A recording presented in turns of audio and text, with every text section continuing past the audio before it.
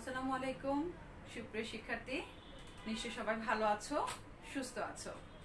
আমি নিগার পারভিন, সহকারী অধ্যাপক, উদ্ভিদ বিজ্ঞান বিভাগ, ঢাকা কলেজ, ঢাকা। তোমাদেরকে আজকের এই অনলাইন ক্লাসে স্বাগত জানাচ্ছি। অনার্স দ্বিতীয় বর্ষের ছাত্ররা, তোমাদের সাথে আজকে আমার ট্যাক্সোনমি 12 লেকচার ক্লাস। আমার আজকের টপিকস সাইটোট্যাক্সোনমি। সাইটোট্যাক্সোনমি, আমরা ট্যাক্সোনমি নিয়ে আলোচনা যখন করছি, আমরা এর আগে জানি শ্রেণীবিন্যাস নিয়ে আলোচনা করেছি। শ্রেণীবিন্যাসে যে উদ্ভিদের যে বিভিন্ন ধরনের মরফোলজিক্যাল বৈশিষ্ট্য ব্যবহার করা হয় শ্রেণীবিন্যাসে, বা অ্যানাটমি, পুষ্পের অ্যানাটমি বলো, তারপর হচ্ছে পাতার অ্যানাটমি, তারপর বিভিন্ন ধরনের ট্যাক্সোনমিতে পড়েছে যে কোষ রসায়নের, কোষে যে বিভিন্ন ধরনের রাসায়নিক বস্তু আছে সেগুলোর ব্যবহার সম্পর্কে আলোচনা করেছি। আমাদের আজকে আলোচনা করব কোষবিদ্যা নিয়ে, যেগুলো কোষবিদ্যার যে বৈশিষ্ট্যগুলো শ্রেণীবিন্যাসে ব্যবহার করা হয় সেগুলো নিয়ে আমরা আজকে আলোচনা করব। তো জীববিজ্ঞানের যে শাখায় জীবের শনাক্তকরণ, নামকরণ, শ্রেণীবিন্যাসকরণ এগুলো নিয়ে আলোচনা, গবেষণা বা পর্যালোচনা করা হয় সেটাকে শ্রেণীবিন্যাস বলা হয়, সেটা তোমরা জানো। আবার কোষবিদ্যার ক্ষেত্রে দেখা যায় যে জীববিজ্ঞানের যে শাখায় কোষের গঠন, আকার, আকৃতি, বৈশিষ্ট্য এগুলো নিয়ে আলোচনা করা হয় তাকে বলা হয় সাইটোলজি বা কোষবিদ্যা। তো কোষবিদ্যার জ্ঞানকে যখন শ্রেণীবিন্যাসের কাজে লাগানো হয় বা শ্রেণীবিন্যাস, জীবের প্রকরণ বা প্রকরণগত বৈশিষ্ট্য বা তাদের পারস্পরিক সম্পর্ক নির্ণয়ের ক্ষেত্রে যখন কোষবিদ্যার জ্ঞানকে কাজে লাগানো হয় তখন সেটাকে বলা হয় সাইটোট্যাক্সোনমি। যদি বলি যে সহজ করে বলা যায় যে কোষবিদ্যার ব্যবহার, একটা ট্যাক্সোনমিতে কোষবিদ্যার ব্যবহারকেই বলা হয় সাইটোট্যাক্সোনমি। এক্ষেত্রে যে কোষের যে বৈশিষ্ট্য, যেমন হচ্ছে যে ক্রোমোজোমের সংখ্যা, আকার, আকৃতি, মরফোলজি, এই বৈশিষ্ট্যগুলো ব্যবহার করা হয় কোথায়? সাইটোট্যাক্সোনমিতে। মানে জীবের প্রকরণ এবং প্রকরণগত যে বৈশিষ্ট্য বা ভেরিয়েশন বলো বা হচ্ছে যে মরফোলজিক্যাল বৈশিষ্ট্য, সেগুলো সাইটোট্যাক্সোনমিতে ব্যবহার করা হয়। এর মাধ্যমে কি হয় যে শ্রেণীবিন্যাস সে উদ্ভিদের শনাক্তকরণের কাজে ব্যবহার করা হয়, আবার হচ্ছে যে এদের মধ্যে পারস্পরিক সম্পর্ক নির্ণয় করা হয় এটাতে। তো এই যে বলছি যে সাইটোট্যাক্সোনমির কথা বলছি যে কোষবিদ্যার ব্যবহার, তো তাহলে কোষের কোন কোন বৈশিষ্ট্য ব্যবহার করা হয় এটাতে? ক্রোমোজোমের সংখ্যা,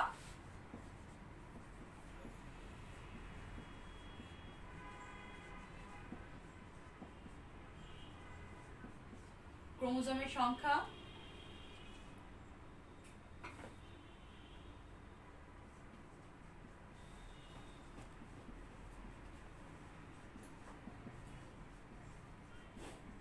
ক্রোমোজোমের মরফোলজি, ক্রোমোজোম ব্যান্ডিং বা ক্রোমোজোমের ব্যান্ডিং বলতে পারি, ক্রোমোজোমের আচরণ বা বিহেভিয়ার,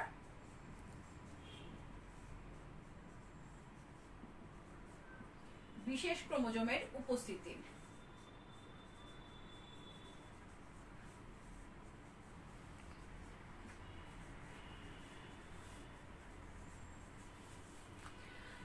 কোষের যে এই বৈশিষ্ট্যের কথা বলছি, যেগুলো হচ্ছে ক্রোমোজোমের সংখ্যা, ক্রোমোজোমের মরফোলজি, ক্রোমোজোমের ব্যান্ডিং, ক্রোমোজোমের আচরণ, বিশেষ ক্রোমোজোমের উপস্থিতি, এই বৈশিষ্ট্যগুলো শ্রেণীবিন্যাসে ব্যবহার করা হয় কোথায়? সাইটোট্যাক্সোনমিতে।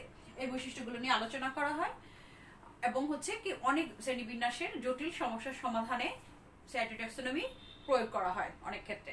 এবং হচ্ছে যে একটা উন্নত আধুনিক ট্যাক্সোনমিতে সাইটোট্যাক্সোনমির ব্যবহার দিন দিন গুরুত্ব পাচ্ছে। এবং হচ্ছে যে এই যে বৈশিষ্ট্যগুলো বলছি যে ক্রোমোজোমের, কারণ হচ্ছে ক্রোমোজোম হচ্ছে কি, আমরা সবাই জানি যে জীবের যে বংশগত চরিত্র বহন করে যে জিন, সেই জিনের বাহক হচ্ছে ক্রোমোজোম। ক্রোমোজোমের মধ্যে কি থাকে? যে জিন থাকে। এবং প্রত্যেকটা জীবের ক্রোমোজোম সংখ্যা কি নির্দিষ্ট, এবং এইটা স্বতন্ত্র, প্রত্যেকটা গঠন বৈশিষ্ট্যে তারা স্বতন্ত্র। এবং হচ্ছে কি এটা একটা কনস্ট্যান্ট বা একটা ধ্রুব একটা বৈশিষ্ট্য প্রত্যেকটা জীবের ক্ষেত্রে, যে ক্রোমোজোম সংখ্যাটা।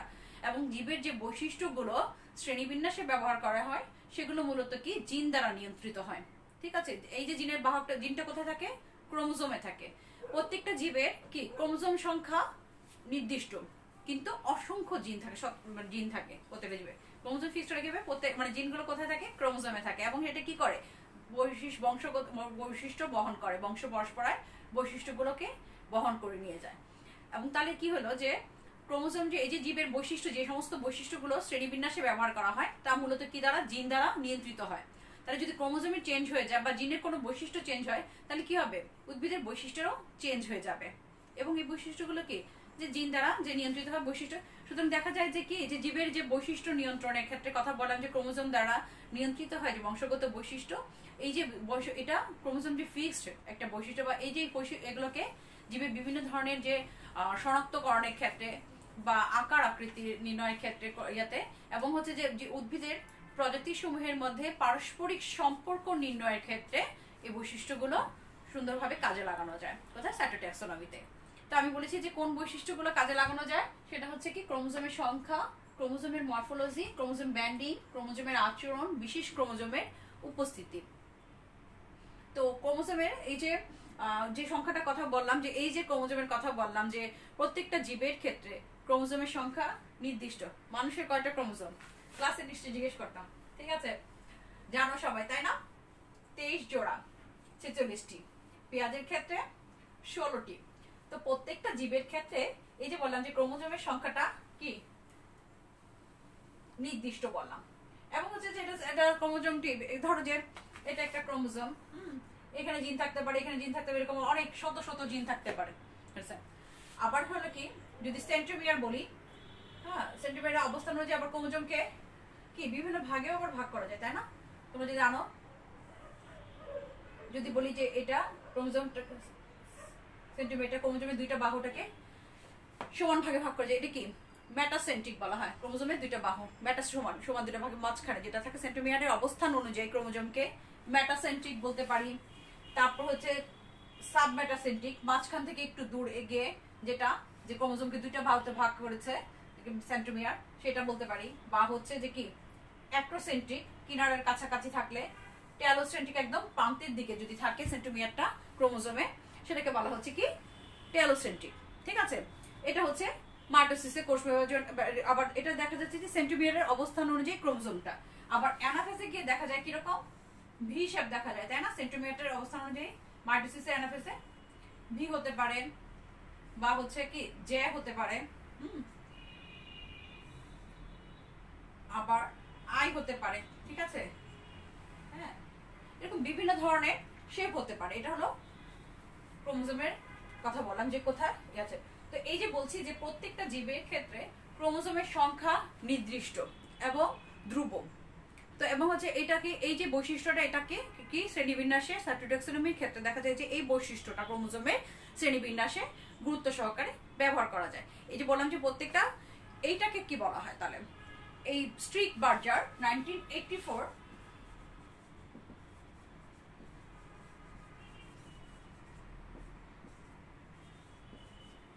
বলেছে যে the number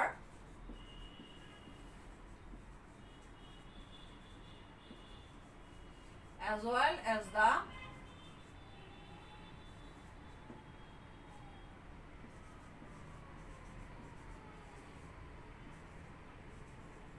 size and shape of a chromosome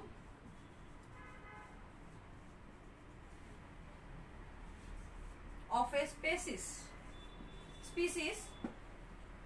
is usually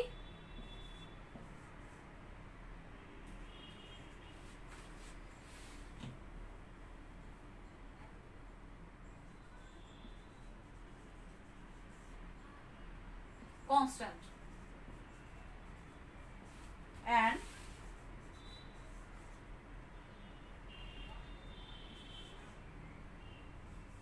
is called its karyotype.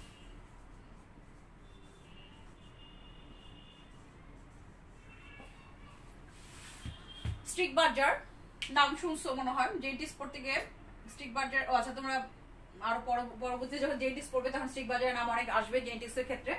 তো কি বলেছে, the number as well as the size and shape of a chromosome of a species is usually constant and is called its karyotype.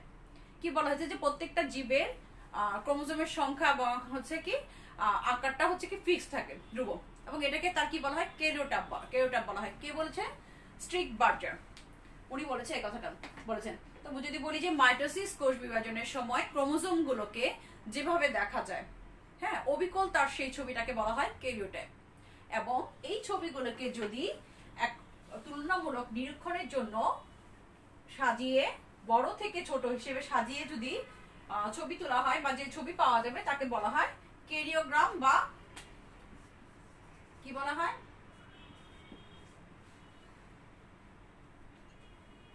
কেরিওগ্রাম বা ইডিওগ্রাম। ঠিক আছে,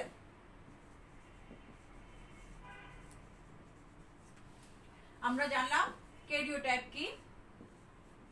karyotype তো বললাম যে প্রত্যেকটা জীবের ক্রোমোজোম সংখ্যা কি নির্দিষ্ট, প্রত্যেকটা প্রজাতির ক্রোমোজোম সংখ্যা এবং হচ্ছে আর আকার আকৃতি ফিক্সড, একদম কনস্ট্যান্ট এবং ধ্রুব। এটাকে বলা হচ্ছে যে ক্যারিওটাইপ। বলেছে যে এটা যদি বলি যে প্রত্যেকটা যে মেটাফেজে মাইটোসিস কোষ বিভাজনে মেটাফেজ পর্যায়ে ক্রোমোজোম গুলোকে যেভাবে দেখা যায় তার অবিকল ছবিটাকে বলা হচ্ছে ক্যারিওটাইপ। এবং এই যে ছবিগুলোকে সেটাকে যদি তুলনামূলক নিরীক্ষণের জন্য বড় থেকে ছোট সাজানো হয় তবে সেটাকে বলা হয় ইডিওগ্রাম বা ক্যারিওগ্রাম। তো শ্রেণীবিন্যাসের ক্ষেত্রে সাইটোট্যাক্সোনমি ব্যবহার, এটা একটা আধুনিক ট্যাক্সোনমিতে বহুল পরিমাণে ব্যবহৃত হচ্ছে, যেটা হচ্ছে ক্যামোট্যাক্সোনমি ব্যবহার করা তোমরা জেনেছো। এর আগে আমরা আগের ক্লাসে ক্যামোট্যাক্সোনমি পড়েছি, সেটা জেনেছি যে কোষ রসায়নের বিভিন্ন ব্যবহার, রাসায়নিক বস্তু ব্যবহার। আজকের ক্লাসে আমরা জানবো যে কোষের বিভিন্ন বস্তু যেগুলো আছে, যে জিন নিয়ন্ত্রিত যেটা ক্রোমোজোমের ব্যবহার, যেটা ক্রোমোজোমের সংখ্যা, ক্রোমোজোমের মরফোলজি, ক্রোমোজোম ব্যান্ডিং, ক্রোমোজোমের আচরণ এবং হচ্ছে বিশেষ ক্রোমোজোমের উপস্থিতি বা বি ক্রোমোজোমের উপস্থিতি যেটা। তো ক্রোমোজোমের সংখ্যার ক্ষেত্রে যদি বলি যে আমরা কয়েকটা উদাহরণও জানবো, তো তার আগে আমি একটু উদাহরণ ডিটেলসে যাওয়ার আগে আমি তোমাদেরকে একটু বলে নিচ্ছি যে কি কি ক্ষেত্রে তাহলে এই যে সাইটোট্যাক্সোনমির কথা বলছি, যে ট্যাক্সোনমির সমস্যার সমাধানের ক্ষেত্রে বা হচ্ছে ট্যাক্সোনমিতে মানে কোশ্চেন আসতে পারে তোমাদের বিভিন্ন ভাবে ইয়াটা শ্রেণীবিন্যাসে কোষবিদ্যার ব্যবহার এভাবেও আসতে পারে, বা হচ্ছে ক্রোমোজোমের যে বৈশিষ্ট্যগুলো শ্রেণীবিন্যাসে ব্যবহার করা হয় বা শ্রেণীবিন্যাসের সমস্যার সমাধানে, কিংবা হতে পারে কোশ্চেন উৎপত্তি এবং বিবর্তনে। উৎপত্তি এবং বিবর্তনে কিভাবে ভূমিকা রাখে সাইটোট্যাক্সোনমি। ঠিক আছে, সাইটোট্যাক্সোনমির ব্যবহার বা ভূমিকা। তো এই যে যেটা বললাম যে অন্যান্য অঙ্গসংস্থানিক বৈশিষ্ট্যের ন্যায় বা যে কোনো অঙ্গসংস্থানিক বৈশিষ্ট্যের ন্যায় ক্রোমোজোমের সংখ্যা, আকার, আকৃতি বা ক্যারিওটাইপ যেটা বলা, যে এগুলো জীবের প্রকরণগত পার্থক্য বা তাদের পারস্পরিক সম্পর্ক নির্ণয়ের ক্ষেত্রে ব্যবহার করা হয়। এটা একটা কি ট্যাক্সোনমিতে ক্রোমোজোমের গুরুত্ব বা ট্যাক্সোনমিতে বলো যেটা যে ক্রোমোজোমের গুরুত্ব বা ব্যবহার, যেটা বৈশিষ্ট্যগুলো ব্যবহার হয়। আরেকটা হতে পারে যে মেইন একটা বৈশিষ্ট্য যেটা হচ্ছে যে ক্রোমোজোমের হচ্ছে যে প্রত্যেকটা, যে আমরা জানি যে বংশগত বৈশিষ্ট্য যেটা হচ্ছে কি যে জিন নিয়ন্ত্রিত করে, নিয়ন্ত্রক, সেটার বাহক হচ্ছে কি ক্রোমোজোম। ক্রোমোজোমের মধ্যে জিনগুলো থাকে, এগুলো বংশগত বৈশিষ্ট্য সে কি করে বহন করে নিয়ে যায় বংশ পরস্পরা।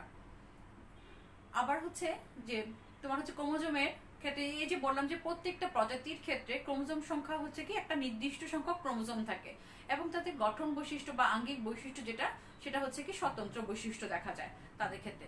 এই বৈশিষ্ট্যটাও শ্রেণীবিন্যাসের ক্ষেত্রে কাজে লাগানো যায়, এদিক থেকেও এটা একটা গুরুত্বপূর্ণ বৈশিষ্ট্য।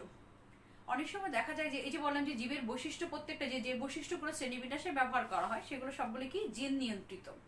দেখা যায় যে কোনো কারণে যদি এই যে ক্রোমোজোমের বৈশিষ্ট্যে কোনো পরিবর্তন হয় তবে কি হচ্ছে মিউটেশন ঘটতে পারে।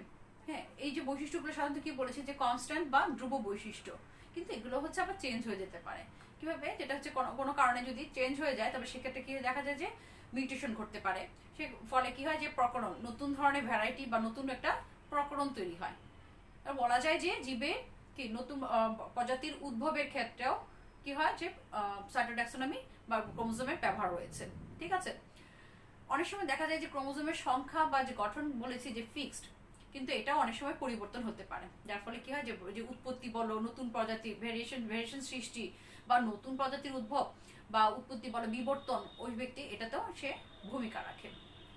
অনেক ক্ষেত্রে দেখা যায় যে প্রজাতি বলো, গণ বা পরিবার সৃষ্টিতে বা এদের মধ্যে এদের সঠিক অবস্থান নির্ণয়ের ক্ষেত্রে কিংবা হচ্ছে যে এদের পারস্পরিক সম্পর্ক নির্ণয়ের ক্ষেত্রে এই ক্রোমোজোমের এই বৈশিষ্ট্যগুলো ব্যবহার করা যায়। ঠিক আছে, এগুলি হচ্ছে যে ক্রোমোজোমের গুরুত্ব যেটা হচ্ছে বা ব্যবহার, যেটা সাইটোট্যাক্সোনমিতে ব্যবহার করা হয়। যে এগুলো মেইন বৈশিষ্ট্য যেটা মানে জীবের আমরা জানি যে জিন দ্বারাই সমস্ত বৈশিষ্ট্য কি নিয়ন্ত্রিত হয়।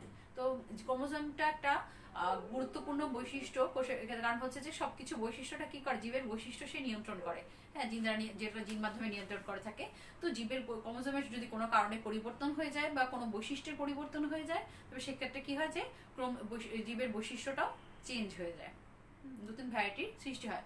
প্রজাতির উৎপত্তি বলো, অভিব্যক্তি বলো, বিবর্তন বলো, কিংবা তাদের মধ্যে পারস্পরিক সম্পর্ক নির্ণয়ের ক্ষেত্রে বিভিন্ন ট্যাক্সনের ক্ষেত্রে ক্রোমোজোমের বৈশিষ্ট্য সফলজনকভাবে ব্যবহার করা যায়। ঠিক আছে, এই হচ্ছে যে ক্রোমোজোমের ব্যবহার বা তাৎপর্য।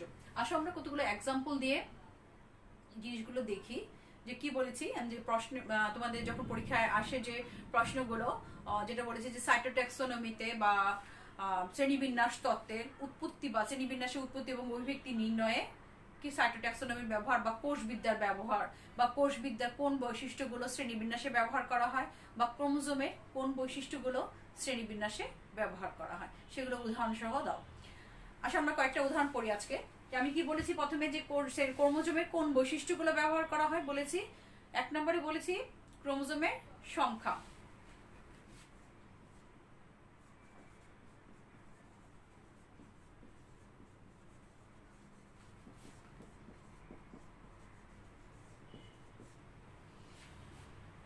প্রত্যেকটা প্রজাতির ক্ষেত্রে দেখা যায় যে ক্রোমোজোমের সংখ্যাটা কি নির্দিষ্ট, এবং হচ্ছে কি একটা ধ্রুব সংখ্যা, যে কনস্ট্যান্ট।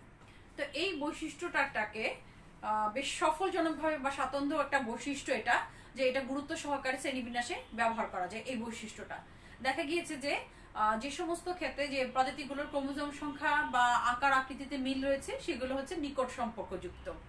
অর্থাৎ হচ্ছে নিকট সম্পর্কযুক্ত যে ট্যাক্সনগুলো, তাদের মধ্যে কি থাকে, যে ক্রোমোজোম সংখ্যাটা নির্দিষ্ট থাকে এবং হচ্ছে কি তাদের হচ্ছে মধ্যে মিল থাকে, সম্পর্ক তারা কাছাকাছি থাকে, যে একই রকম থাকে। তার মানে কি দূর সম্পর্কযুক্ত যেগুলো, সেগুলো কি তাদের ক্রোমোজোম সংখ্যাতে ভিন্নতা দেখা যায়। তো এই বৈশিষ্ট্যটা দিয়ে জানা যায় যে কোন কোন পরিবার বা কোন কোন বর্গ বা কোন কোন ট্যাক্সন নিকট সম্পর্কযুক্ত, সেটা জানা যায়। তো মিনচান নামক একজন বিজ্ঞানী শ্রেণীবিন্যাস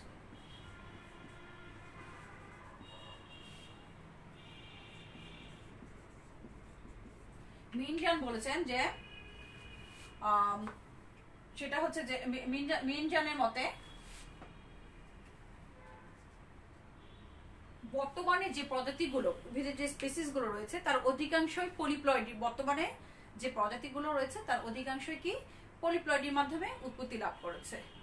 পলিপ্লয়েডির মাধ্যমে উৎপত্তি লাভ করেছে। ক্রোমোজোম সংখ্যা সাধারণত যে বড় যে দ্বিগুণ, 3 গুণ বা 4 গুণ হয়ে ডিপ্লয়েড, ট্রিপ্লয়েড বা টেট্রাপ্লয়েড ধরনের পলিপ্লয়েড সিরিজের সৃষ্টি হয়েছে। কি বলেছি, যে দ্বিগুণ, 3 গুণ বা 4 গুণ। এটা কি ক্রোমোজোমের সংখ্যার কথা বলেছি। যে বর্তমানে কে বলেছে, যে মিনচান নামক একজন বিজ্ঞানী বলেছে কি, যে বর্তমানে যে উদ্ভিদগুলো প্রজাতিগুলো রয়েছে তার অধিকাংশই হচ্ছে কি পলিপ্লয়েডের মাধ্যমে উৎপত্তি লাভ করেছে। তো এইভাবে পলিপ্লয়েডের মাধ্যমে কি ক্রোমোজোমের সংখ্যা দ্বিগুণ, 3 গুণ বা 4 গুণ হয়ে 4 গুণ বৃদ্ধি পেতে কি হয়েছে, যে ডিপ্লয়েড, দ্বিগুণ থেকে ডিপ্লয়েড, 3 গুণ থেকে হচ্ছে ট্রিপ্লয়েড বা টেট্রাপ্লয়েড সিরিজের, পলিপ্লয়েড সিরিজের উৎপত্তি হয়েছে। ঠিক আছে, ক্রোমোজোমের সংখ্যা দ্বিগুণ, 3 গুণ বা 4 গুণ বৃদ্ধি পেয়ে কি হয়েছে, যে ডিপ্লয়েড, ট্রিপ্লয়েড বা টেট্রাপ্লয়েড ধরনের সিরিজের, মানে পলিপ্লয়েড সিরিজের উদ্ভব হয়েছে। ঠিক আছে, এটা ক্রোমোজোমের সংখ্যা পলিপ্লয়েডের মাধ্যমে তৈরি হয়েছে। এটা অবশ্যই ব্যতিক্রম অনেক সময় দেখা যায়। তবে একটা উদাহরণ দেখা যায় পলিপ্লয়েডের মাধ্যমে যে প্রজাতির উদ্ভূতি হয়েছে, সেটার একটা এক্সাম্পল দেখাচ্ছি। ন্যাস্টারটিয়াম অফিসিনালিস, ক্রোমোজোম সংখ্যা 2x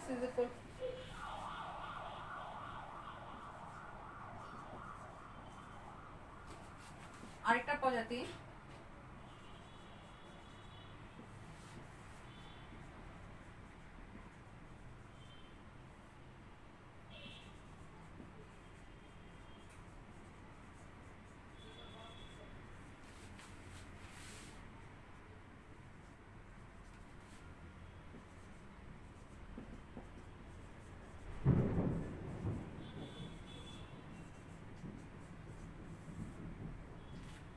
is equal to chromosome সংখ্যা হচ্ছে 16, দ্বিগুণ হয়ে কি হচ্ছে 32 ক্রোমোজোম সংখ্যা, টেট্রাপ্লয়েড বা 4 গুণ হয়ে যেটা হচ্ছে 64 ক্রোমোজোম সংখ্যা।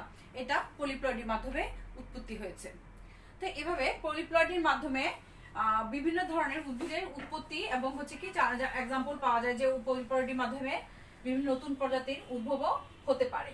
সেটা এই যে ক্রোমোজোম সংখ্যা পরিবর্তন হয়ে, ক্রোমোজোম সংখ্যা যে বৃদ্ধি পেয়ে যে পলিপ্লয়েডের মাধ্যমে বিভিন্ন প্রজাতির উৎপত্তি হতে পারে। ঠিক আছে, এবং এদের মধ্যে কি পারস্পরিক সম্পর্ক নির্ণয় করা যায়। আরেকটা এক্সাম্পল দিতে পারি যে ক্রোমোজোমের সংখ্যার ক্ষেত্রে সংকরায়ন এবং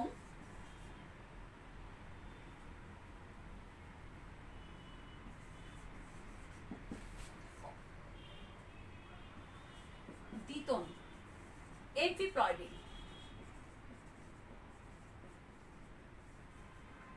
এমফিপ্লয়েডির মাধ্যমেও নতুন প্রজাতির উদ্ভব হতে পারে। ঠিক আছে, সংকরায়ন এবং হচ্ছে কি দ্বিতনের মাধ্যমেও নতুন প্রজাতির উদ্ভব হতে পারে। এক্ষেত্রে মরফোলজিক্যাল ক্রোমোজোমের সংখ্যা এবং হচ্ছে মরফোলজিক্যাল বৈশিষ্ট্য পর্যবেক্ষণ করেও দেখা গিয়েছে যে এই যে সংকরণের মাধ্যমে যে বিভিন্ন ধরনের উদ্ভিদের উৎপত্তি এবং হচ্ছে কি এদের মধ্যে ফাইলোজেনি নির্ণয় করা যায় উদ্ভিদের প্রজাতি সমূহের মাধ্যমে।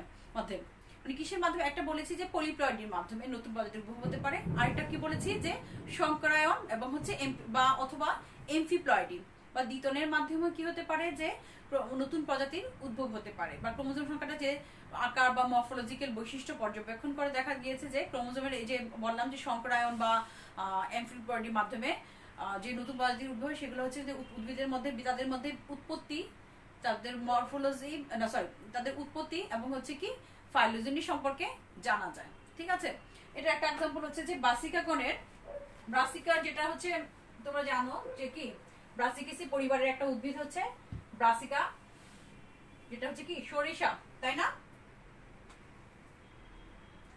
এটার এক্সাম্পল দিতে পারি আমরা যে ব্রাসিকা গণের বিভিন্ন প্রজাতির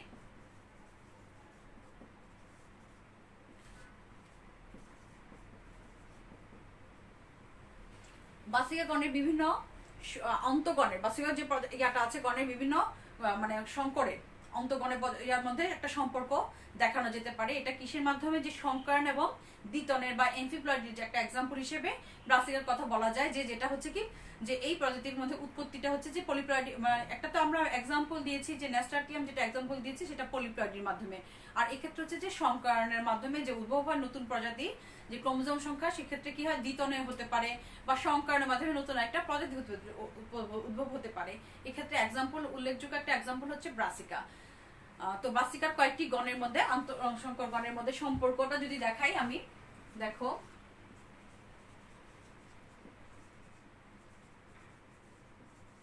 আমরা জানি যে কি ব্রাসিকার বিভিন্ন ইয়া আছে, যে ব্রাসিকা নাপাস, তারপর হচ্ছে বাসিকা রেপা বলো, বাসিকা কেরিনাটা, বাসিকা জানসিয়া, বাসিকা নিগ্রাম, এরকম বিভিন্ন প্রজাতি আছে। যেমন সাদা সরিষা, রাই সরিষা, মানে সরিষার বিভিন্ন প্রজাতির কথা বলছি, যে এদের বিভিন্ন আন্তঃগণের মধ্যে সম্পর্ক। ঠিক আছে, এর ক্রোমোজোম সংখ্যা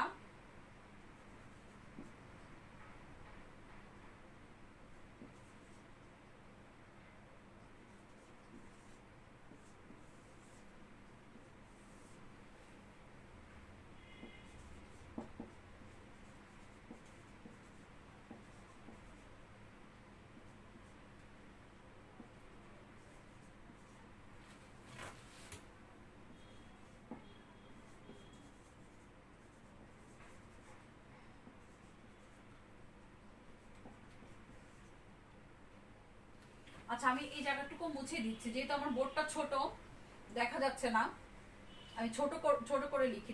দেখো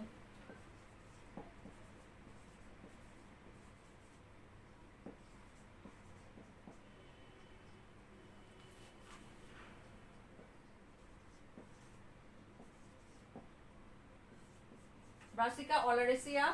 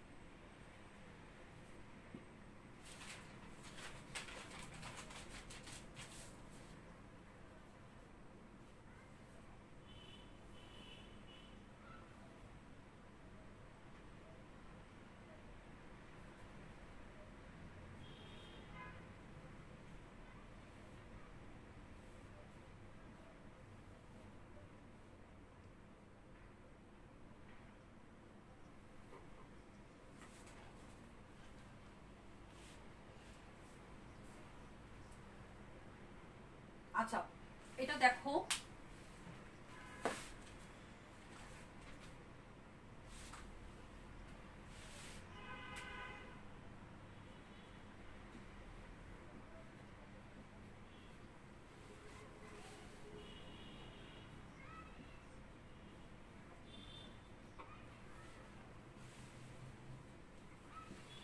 এটা হচ্ছে সংকরণ এবং দ্বিতনের মাধ্যমে যে নতুন প্রজাতির উদ্ভব হয়, সেক্ষেত্রে হচ্ছে ব্রাসিকা গণের একটা এক্সাম্পল।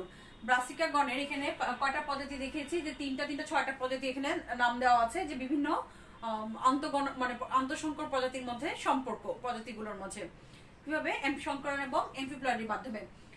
এটা হচ্ছে যে এটা সংকরণ এবং হচ্ছে ইয়ার মাধ্যমে দ্বিতনের মাধ্যমে যে ব্রাসিকা গণের বিভিন্ন প্রজাতির মধ্যে যে আন্তঃসম্পর্ক, যেটা আন্তঃপ্রজাতি সমূহের মধ্যে, সেই সম্পর্কটা দেখানো হয়েছে। এখানে দেখো যে ব্রাসিকা রেপা, আমি একটা এখানে 6টা পদ্ধতি আছে দেখাচ্ছি আমি। ব্রাসিকা রেপা এবং হচ্ছে ব্রাসিকা অলারেসিয়া, এই প্রজাতিগুলোর মাঝে আচ্ছা এই দুইটা এই দুইটা গোত্রের মধ্যে, গ্যামেটের মধ্যে সংকরণের মাধ্যমে অপেক্ষাকৃত অনুর্বর ব্রাসিকা নাপাসের সৃষ্টি হয়েছে, যে উদ্ভব হয়েছে। এবং হচ্ছে যে এখানে দেখো ক্রোমোজোম সংখ্যা দ্বিতনের মাধ্যমে, এটার ক্রোমোজোম সংখ্যা কত 20, এটার হচ্ছে 80। এই দুইটা দেখো মিলিত দ্বিতনের মাধ্যমে 38 ব্রাসিকা নাপাস অপেক্ষিত একটা অনুর্বর প্রজাতির সৃষ্টি হয়েছে। ঠিক আছে, এই দুইটা গ্যামেটের মাধ্যমে। আবার এই দুইটা থেকে দেখো যে এটা মিলে এটা, আর এটা থেকে তোমরা স্ক্রিনশট নিয়ে রাখতে পারো। তো যাই হোক, এই ব্রাসিকা অলারেসিয়া এবং হচ্ছে ব্রাসিকা নিগ্রা, এই দুইটা থেকে এই তৈরি হয়েছে। ঠিক আছে, একটা প্রজাতি। তো এই প্রজাতিগুলোর মধ্যে যদি দেখা যায় যে এই যে 3টা প্রজাতির কথা যদি বলি, বা এই 3টা প্রজাতির মধ্যে দেখা যায় যে ক্রোমোজোমের সংখ্যা বা আকার আকৃতি পর্যবেক্ষণ করে দেখা গিয়েছে যে এদের মধ্যে এরা অপেক্ষিত নিকট সম্পর্কযুক্ত। ঠিক আছে, এই যে ব্রাসিকা নাপাস বললাম, ব্রাসিকা রেপা, ব্রাসিকা অলারেসিয়া, এগুলোর হচ্ছে ক্রোমোজোম সংখ্যা পর্যবেক্ষণ করে দেখা গিয়েছে যে এদের মধ্যে এরা হচ্ছে নিকট সম্পর্কযুক্ত। এই দুইটার গ্যামেটের মধ্যে কি সংকরণের মাধ্যমে অপেক্ষিত অনুর্বর ব্রাসিকা নাপাসের তৈরি হয়েছে। ঠিক আছে, এবং ক্রোমোজোম সংখ্যা দ্বিতনের মাধ্যমে কত হয়েছে 38। ঠিক আছে, তো এইভাবে দেখা যায় যে বিভিন্ন প্রজাতির মধ্যে আন্তঃসম্পর্ক বা হচ্ছে যে উৎপত্তি এবং অভিব্যক্তি নির্ণয়ের ক্ষেত্রে বা প্রজাতির কোনো অবস্থা নির্ণয়ের ক্ষেত্রে ক্রোমোজোম সংখ্যাটা গুরুত্ব সহকারে ব্যবহার করা যায়। ঠিক আছে, আরেকটা এক্সাম্পল দিচ্ছি, ক্রোমোজোম সংখ্যা।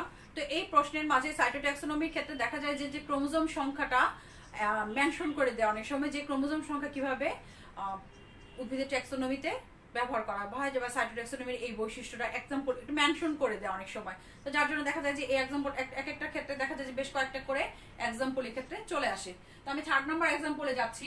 দেখো, লভ অ্যান্ড লভ নামক একজন, লভ অ্যান্ড লভ দুজন এরম বলেছে যে কি 1961, যে দুটি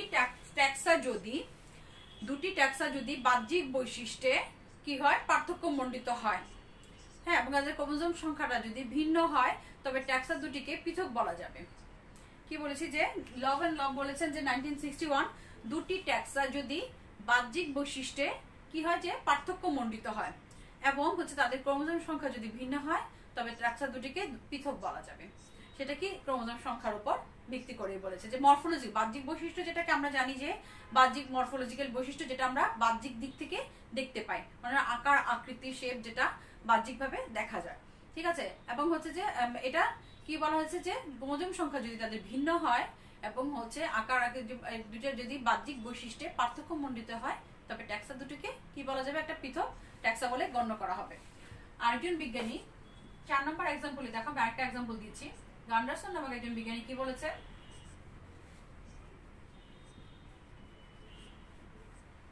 গান্ডারসন বলেছেন যে ক্রোমোজোম সংখ্যা, গান্ডারসন কি করেছে, যে ক্রোমোজোম সংখ্যা এবং হচ্ছে কি মরফোলজিক্যাল বৈশিষ্ট্যের ভিত্তিতে উনি একটা উন্নত ধরনের একটা শ্রেণীবিন্যাস প্রদান করেছেন, যেখানে উনি বলেছে যে গুপ্তবীজী উদ্ভিদের, গুপ্তবীজির আদি গুপ্তবীজী, যেটা হচ্ছে কি ম্যাগনোলিয়াসি, ম্যাগনোলিওফাইটা,